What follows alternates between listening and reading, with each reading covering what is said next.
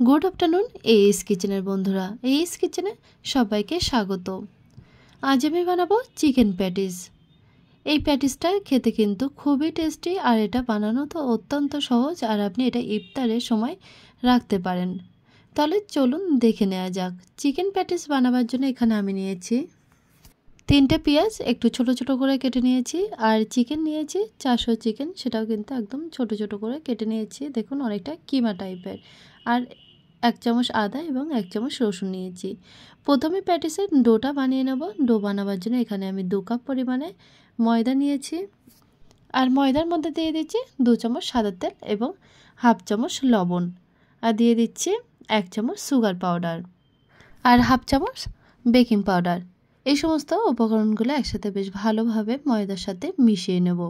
ময়ানটা বেশ ভালোভাবে করে নিতে হবে। দেখুন ময়ানটা হয়েছে কিনা আমি দেখিয়ে দিচ্ছি। এরকম মুঠো করে ধরলে কিন্তু মুঠো হয়ে যাচ্ছে।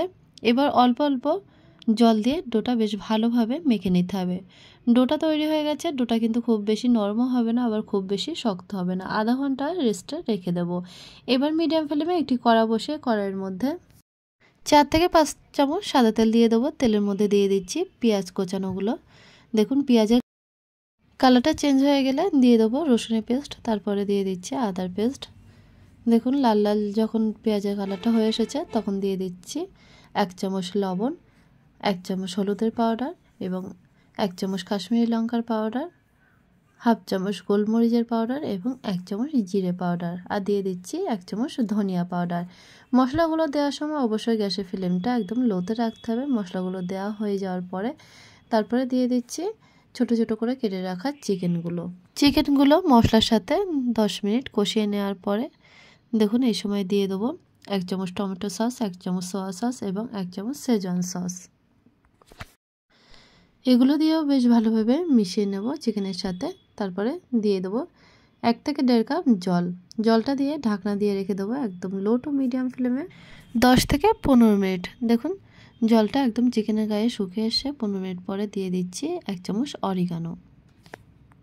পুরটা কিন্তু রেডি হয়ে গেছে। এবার এদিকে আমি প্যাটিস বানাবার ডোটা বানিয়ে রেখেছিলাম, সেটা আরেকটু হাত দিয়ে মাখিয়ে নেব। হাত দিয়ে মাখিয়ে নিয়ে এরকম দুটো লেচি কেটে নেব। আর এদিকে একটা ছোট বাটির মধ্যে 1 থেকে 1.5 চামচ ঘি নিয়ে তার সাথে 1 চামচ কর্নফ্লাওয়ার মিশিয়ে এইভাবে ভালোভাবে মিক্সড করে নেব। যখন প্যাটিস সিটগুলো আমি বানাবো তখন এগুলো ব্যবহার হবে। এখন একটা লেচি নিয়ে এরকম রুটির মতো বড় সাইজের করে বেলে নেব। নেওয়ার পরে 1 চামচ ঘি এবং কর্নফ্লাওয়ার মিক্সচারটা বেশ ভালোভাবে রুটির উপরে মাখিয়ে নেব। তারপরে নিয়ে দুটো সাইড এরকমভাবে ভাঁজ করে তুলে নেব। নিয়ে একটা ভাঁজের উপরে আবারও একটু ঘিয়ের মিক্সচারটা দিয়ে দেখুন অপর সাইডটা তার উপরে তুলে দেবো। তারপরে এইভাবে আবারও ভাঁজ করে নেব। ঠিক যেভাবে আমি করছি এইভাবে ভাঁজ করে নিতে হবে। আর প্রত্যেকটা ভাঁজের উপরে ঘিয়ের মিক্সচারটা দিয়ে দিতে হবে। দিয়ে এবার দেখুন অল্প একটু ময়দা নিয়ে বেশ ভালোভাবে বড় করে রুটির আকারে বেলে নেব। বেলে নিয়ে আমি কিন্তু আবারও দেখুন ঘিয়ের মিক্সচারটা লাগিয়ে দিয়েছি, দিয়ে আবারও একইভাবে আগের মতো ভাঁজ করে নিচ্ছি এবং ঘিয়ের মিক্সচার লাগিয়ে নিচ্ছি। এইভাবে আপনি যতবার করবেন ততবার কিন্তু প্যাটিসের যে লেয়ারটা আসে সেটা কিন্তু পারফেক্টভাবে চলে আসবে।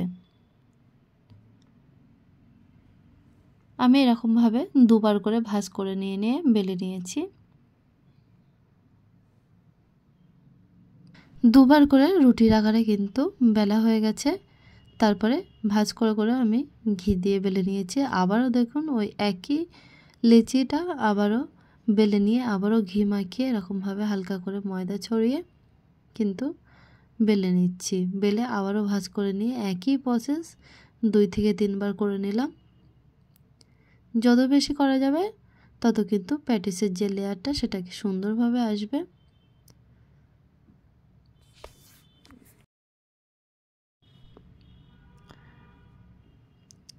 হয়ে গেছে। এবার আমি একটু বড় সাইজের করে এরকমভাবে চৌকো করে বেলে নিচ্ছি।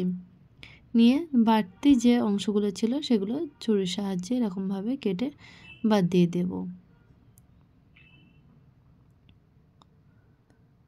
বাদ দিয়ে দিলাম।